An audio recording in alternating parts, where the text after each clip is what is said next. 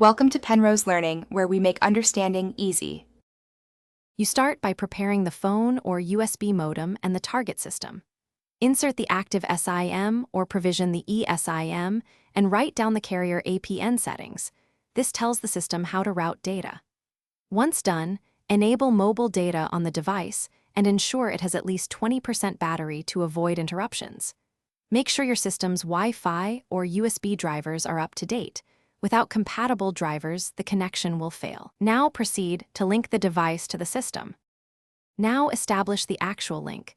Choose Wi-Fi hotspot for convenience, USB tethering for stability, or Bluetooth PAN for low power. If using hotspot, set a clear SSID and a strong password, then enable tethering. On the system, join that network and accept the device's trust prompts.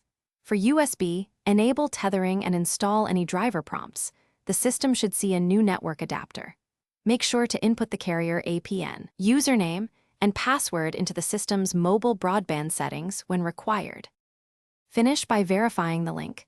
Check the system's network panel for an assigned IP and gateway, then load a web page or ping 8 to confirm internet. If you lack connectivity, try switching tethering modes. USB often resolves Wi-Fi issues, or reinstall the device drivers and reconnect. One key troubleshooting tip: restart both devices and confirm the carrier account has data allowance and correct APN. Many failures trace to account blocks or wrong APN entries. Once working, secure the hotspot and monitor data usage. Thanks for watching. If this was helpful, leave a like and consider subscribing. See you next time.